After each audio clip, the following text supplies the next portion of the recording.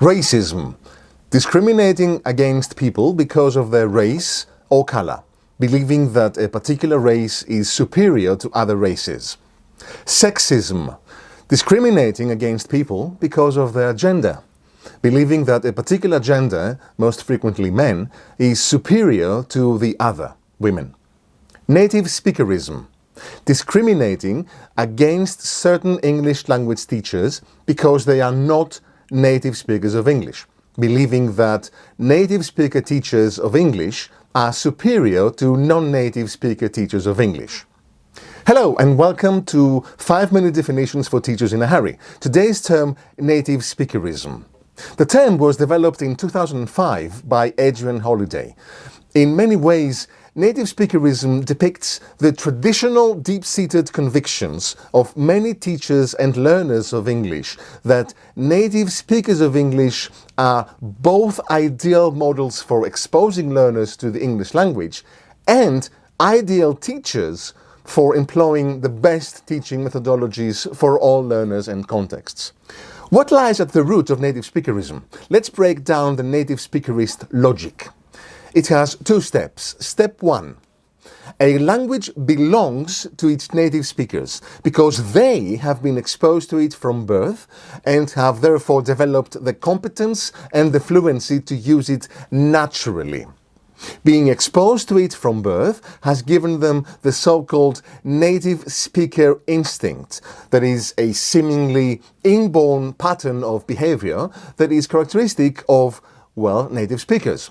Therefore, native speakers of English are the best models for learning English. This brings us to step 2. Who can teach English better? Native speakers, of course, because they can expose learners to their authentic English discourse and because they know best, better than non-native teachers, what teaching methodologies work for learners. Okay, there are many problems with the above logic of these 2 steps.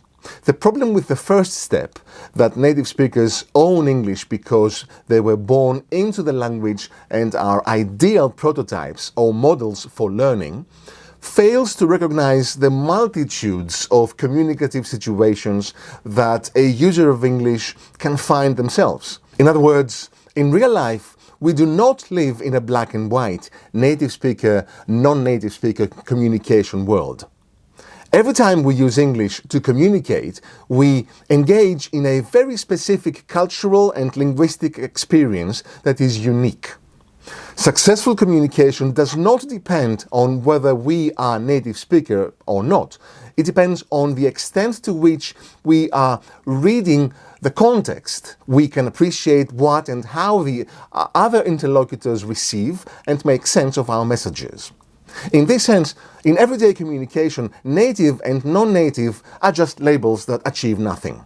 Now, the problem with the second step, that native speakers are the best teachers of English, is that it is based on an ideology that falsely discriminates against the so-called non-native teachers of English for being deficient in transferring the values and ideals associated with the proper way of teaching English.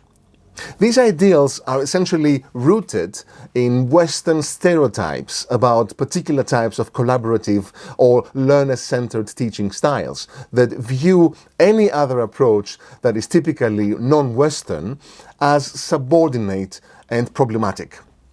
What such an ideology does is perceive the world of English language teaching in terms of us against them, what is also known as othering.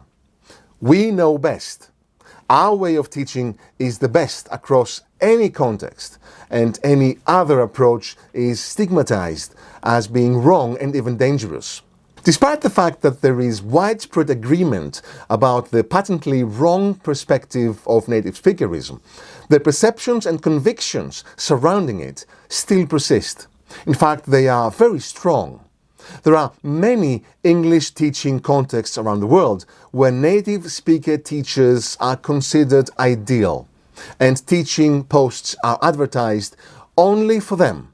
This takes place not only in primary and secondary education, but in many university settings as well.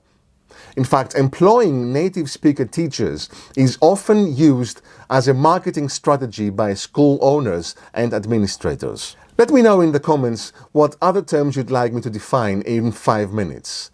As always, I look forward to communicating with you. Bye for now.